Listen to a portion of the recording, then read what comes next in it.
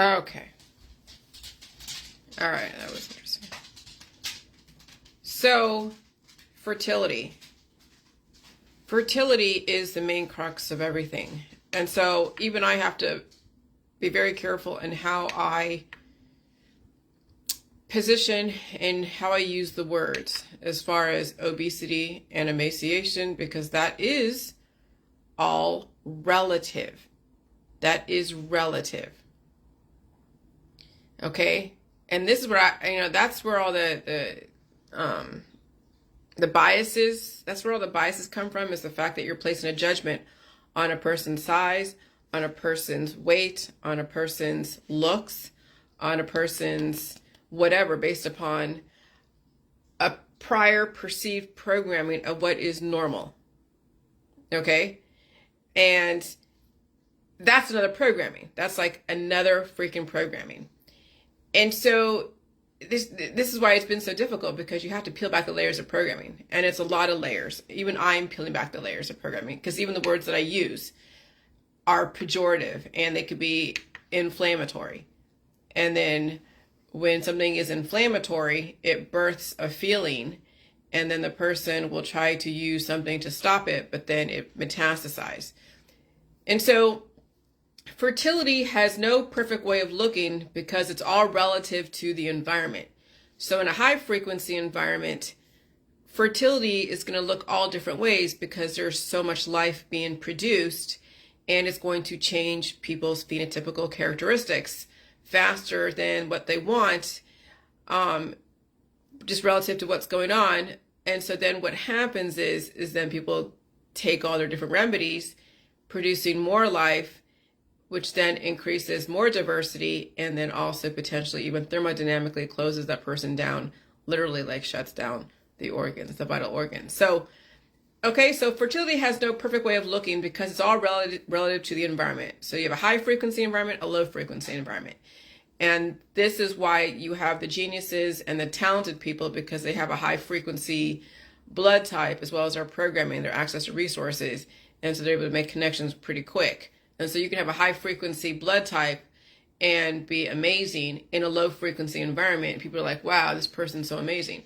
And then you have a low frequency person, like let's say a type O, and they are, and they're making connections, but not as fast. They're more of a slow stepper, like a tardigrade, okay? But you can program a person who's a type O with other types of high frequency information, which is the MK Ultra type of stuff, or other types of programming that could take someone who's a slow frequency and develop and program high frequency types of reactions based upon the triggers. And so it's biological, psychological, all of that. And so a person who is in pain, trying to stop the body from purging out the offspring, which is basically microbial microbes, okay? Microbial offspring, where they come from? Well, energy causes replication. You have a lot of positive, negative in you, because that's you trying to live, is life. And then whatever it is you're taking that is completely opposite of you, that's antibiotic, antigen antibody programming. And so when a person's in pain because of the body had conception, they felt great. They were out there in the world, they're energetic, they're eating food, they're drinking, doing their drugs, whatever. And then then at some point they have pain. Why are they in pain? Because they're in microbial labor pains. They developed so much life in their body that the body then had to push out the babies, because the babies would then destroy the parent if the parent doesn't push out the babies. That's no different than a pregnant mother who at some point at 9 months needs to push out the baby. So labor pains are no different than the pain of the body trying to release the microbial babies. So a person who is in pain trying to stop the body from purging out the offspring has an issue with releasing so much fertility within. So when you're taking all your different remedies that are prostaglandin inhibitors, like anti-inflammatories, then you stop the body from producing the labor pains. And so the body is not pushing out the babies. So the babies stay inside the body, and then they replicate and fornicate, whatever. And if the pain is that great, then they turn to dopamine type of drugs, serotonin type of drugs, psychedelic type of drugs to get that oxytocin conception of pleasure, because their body is in that much pain from the body trying to push stuff out because of all that life being produced within. Okay? And so that's the thing, is that, when someone is cured and they have all this antigen antibody programming causing extensive life going on, extensive life, because it's antigen antibody programming, it's their biomarkers are in your blood type. That's what gives people the energy, the ability to just go, and make connections and study and be specialized. And then at some point, all those babies then use up all the energy in the body, because the body cannot keep up with, the parent cannot keep up with the mouths of the children in the body. And so this is when people feel the pain, because the body says, okay, it's enough. There's too much life in the body. We have to push it out. The person doesn't want to feel the pain of the body pushing out the excessive babies. And so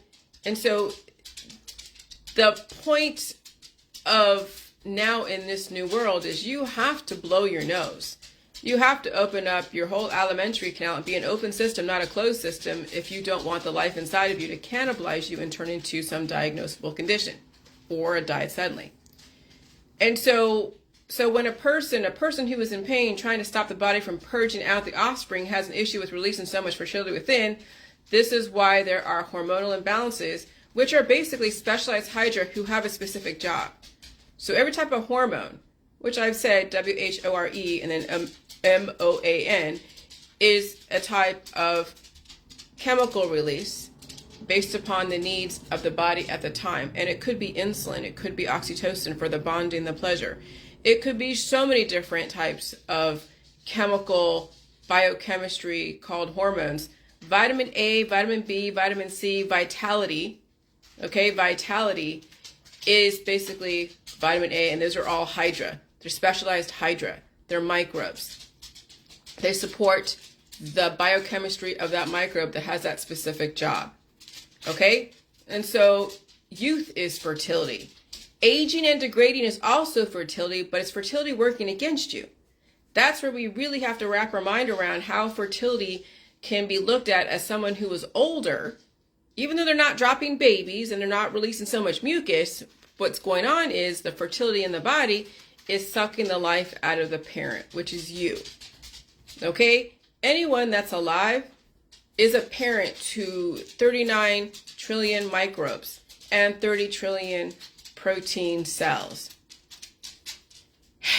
And so when you're aging and you're not able to handle that much life within you, then this is where the died suddenly at 99 or at 29 or at 5 can happen. But even a person who is youthful, they could have a lot of fertility within and they couldn't handle all the mouths to feed, and a different frequency environment, the fertility within then doesn't balance out with the parent / child, whatever, little microbial babies inside. So even a child in our society could be a parent to 39 trillion cells and not be able to handle all of their microbial offspring. And so it is an infinite sacred geometry. And that's why fertility can be a double-edged sword, but it has biased belief systems behind it based upon the context. Okay? And so aging and degrading is also high fertility, but the aging process and the practice of taking painkillers and prostaglandin inhibitors and drugs states that you have an issue with massive amounts of fertility. And so you could be fertile and be all different sizes, but it's when the pain of release triggers people to become even more fertile. And that's the thing, is the pain going on in this aggressively high frequency environment is because people are producing massive amounts of offspring and they're having trouble releasing it. But the body wants to release it, but it's such an energetic release because it's happening in such an aggressive level that the pain is like so sharp, or it's so this or so that. And then people then try to stop the pain within something else that conceives even more life that then compounds the issue. And so So that's why then now we're going into a more diverse, future, because gender is going to be completely like non-existent. Gender was based upon a specific order back in the 1950s when they were doing all their experiments, trying to figure out sexuality, fertility. How do we balance out developing an infrastructure to support the research of how we're going to make this society peaceful, diverse, with amazing talents and innovation and inventions. And so there had to be one side that was like, the positive, the other side was the negative, and relative which side you stood on was positive or negative. But you had to have the Democrats, who were all into the research, the academia stuff. They had the diversity, they had the different genders and different sexual orientations and just different ways of doing stuff. And then you had the conservatives. Okay, you had like, the the good cop, bad cop. The conservatives were like the bad cop, right? Or relative, it could be either side. And they held down the infrastructure. They were the ones that were like the fathers that went to work every single day. And they developed, best practices. They developed industries. They maintained industries. They developed new things. While then the mother was at home tending to the children, raising her child to be whatever her child would be, and then also participating in the medical industry because it's a research facility, trying to figure out how do we take fertility and evolve mankind to be the best version of itself. But with that type of population boom, okay, you're going to have so much diversity. And then once they have exhausted the petri dish, then there's going to have to be a scale down. Because once they figured out the best combination, okay, and also allow for all different types of belief systems, so as long as it's not victimizing a person, place, or thing, or an animal, or whatever, then, and there's laws in the books, then we have to be then tolerant to then the diversity in the population. But as far as indefinite life, okay, indefinite life means that you have an open system. You're not actively trying to conceive a baby, because that would mean that your system would have to be closed. You'd have to be taking a bunch of antibiotics to stop the body from releasing the offspring. Because no matter what, when you're walking around, there's conception going all over the place, because you're walking into different places, you're breathing in microbes. Those microbes are fornicating, I guess, if you will, and producing offspring. That offspring is life. It's what gives you your vitality. It gives you the energy. It gives you the innovation, the way to think, and all that stuff. And then your body also has to release any of the life that is too numerous. Let's say your body brought in a hydra that was supporting your oxytocin, or supporting your serotonin, or supporting your insulin, or supporting any other, chemistry in your body. Well, when the body reaches a certain, threshold in a certain environment, then it has to release. Because if you keep producing life in one specific little vat, it'll overflow. What's that overflow? It's called mucus. What's that overflow? It could be called pain. What's that overflow? It could be called like a rash. But when you get to that point, when you have rashes and pain and so much mucus, it means that you're really late in the game of trying to release, and that you've been always trying to stop the body from releasing. And so that's where the antibiotic resistance comes from, is the fact that you've used so many different remedies and so many different drugs and so many different, prostaglandin inhibitors, that the body can't take anything, it can't take any more life within it, and it's forcing the body to release it. And that's where the high energy of a heart attack, strokes, all the different diagnosable conditions, and the exotic diseases, because the body's at its limit. It is at its threshold, and it's now spilling over. Okay? And so then in a high frequency environment, then you can see where giants that would eat everything, that had the specific programming, the phenotypical characteristics, they could be growing and growing and growing and growing and growing. And in a high frequency environment, a very highly frequency environment, you could have so much life grow so fast and so tall and so big, but it also is painful to take on that type of retention, energy retention, because you are building up pressure. But when you're building up pressure, you have to have the infrastructure in your body, you have to have the infrastructure out there, and you must also have the pain threshold to deal with that type of energy fulfillment, energy potential. And there's also has to be some energy release so you don't supernova or self-implode or cause whatever issues. And so the whole thing with the salt and the water in the JJ world, okay, the whole thing with salt and water, it is a conditioning. It's a conditioning for the vital organs. So that way, internally, you are conditioned to go through the energy. Because when your heart's beating fast, right? Well, that's like exercises. When you get salt and you're like, oh, high blood pressure, the beating of the heart, how fast it beats, it's like no different than running. When you're running, your heart beats fast, right? And so when you get salt in your water, your heart beats fast. Okay, so those two aren't different. That's an external thing like PE, and then the internal ionic energy is also a conditioning. But low sodium diets in a high frequency environment, those two do not work because you haven't conditioned yourself to deal with the frequencies, the high frequencies. And so that's what's going on right now in this high frequency environment with people who are on low sodium diets, is that they're not conditioned for this environment. And so this is where it's important that those that are, whatever size they are, and I can't even say obese or emaciated because that's still relative to perception. That is so subject to interpretation. And so then you really have to understand that a higher sodium diet and all food, and then trying to avoid all the remedies and drugs, is what's going to help you condition your body to release, condition your body to strengthen your heart and all the necessary vital organs so it can take on energy and release it, will then prolong your life.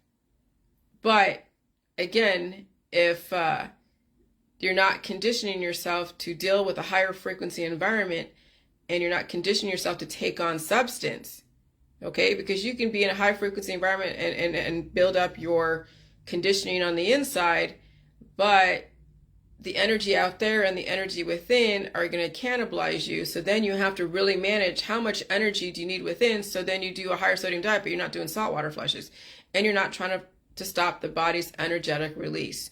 You have to allow it to release. And that does mean that's the pain. That's the thing that people don't want to deal with, is the pain. Shit, I got to write that up, the conditioning. And so, yeah, there's like so much to it. And so, yeah, salt and water conditioning. Salt and water condition the vital organs to deal with a high frequency environment. Condition the vital organs to deal with a higher frequency environment, and of course a higher sodium intake with food. Okay, salting your food will then salt in and allow the body to take on substance. Food, so with food, salting in food will allow the body to develop mass and substance and insulation. And so what the saltwater flushes were originally for was to rustle up the hydra microbes that were metastasizing for such a long time because the body was taking prostaglandin inhibitors to stop it from releasing. And so So you stopped your immune system from releasing. So the J juice actually activated the person's immune system. And that's why they felt the pain of release, because it was retroactive release. Okay. And so the salt water flushes were the retroactive release of the metastasizing offspring colonizing so many different parts of your body, colonizing so many different parts of the body. And so you had to feel the pain of release. And so you had to feel the energy of release. Feel the energy, pain of release if you wanted to prolong your life. And also eat all food. And so saltwater flushes were the retroactive release of the metastasizing offspring colonizing so many different parts of the body. And that's what cancer is. Okay, is all the offspring that were not allowed to leave the body because of the use of the medical system stopping your body from releasing. And then they're using, and so that fertility in the body was torturing people. Okay, and so the saltwater flushes were the retroactive release of the metastasizing offspring colonizing so many different parts of the body. And so you had to feel energy, pain, and release if you wanted to prolong your life. And so all the V's, all the different therapies were all fertility. I mean, you can call it protection, but it's still developing offspring. When you develop offspring, it's like you develop offspring, which are proteins. And what are those proteins' jobs? Well, if you didn't want to feel pain and wanted to mitigate the body to release, then you were releasing things in your body that were stopping the body from releasing prostaglandin inhibitors. So when you think about it, all the V's, it's fertility, but they're also prostaglandin inhibitors. And so then, if you have a strong immune system and a strong body and you're taking in something that's a prostaglandin inhibitor, it's not going to completely hurt you, of course.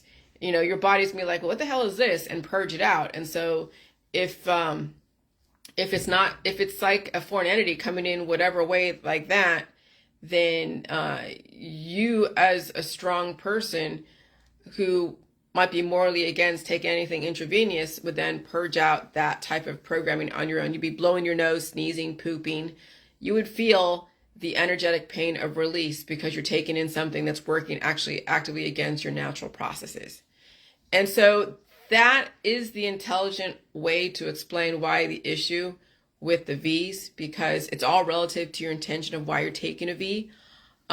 That's why it wasn't really mandatory. It was all based upon your participation in whatever industries that required it for whatever reason. And so if you didn't want to take the V's, then you could have quit your job, but people don't want to do that.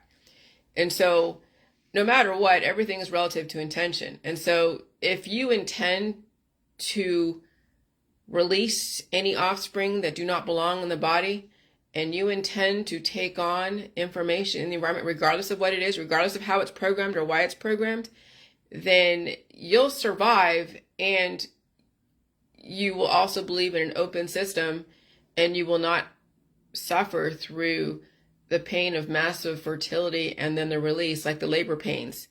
And you'll just every so often will blow your nose and poop and eat and cough if you need to, but you won't have something as energetic as a major fertility within the body and then the body trying to release it simultaneously, which is a painful microbial labor pains, no different than a mother pushing out her baby. Though the baby is an organized form of the microbes, but the microbes of cancer, disease, and chronic illness is like the disbursement of that baby, and it's an unorganized baby. Okay, and so biotech is trying to organize the offspring and turn it into a child, into a viable child that would, help humanity out. But biotech has to do a lot of research and experimentation, of which people had questions about why. But it is what it is. But now that you're born, now that you're here, you have every opportunity to redirect whatever is going on. It's just understanding what's going on. And trying to explain what's going on is very difficult because of all the programming and the biases. And so And so, yeah, so I got to write this down. So the V's intention is to, the V's intention is to disable the prostaglandins,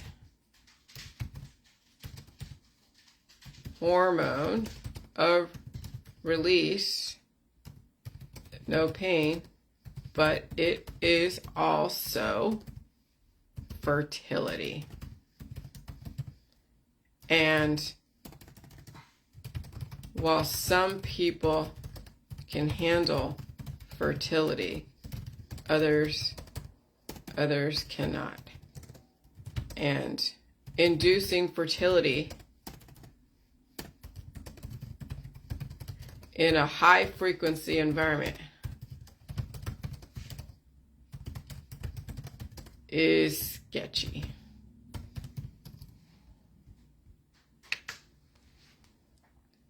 It's all about managing fertility. All right, I'm gonna go eat some stuff. Bye.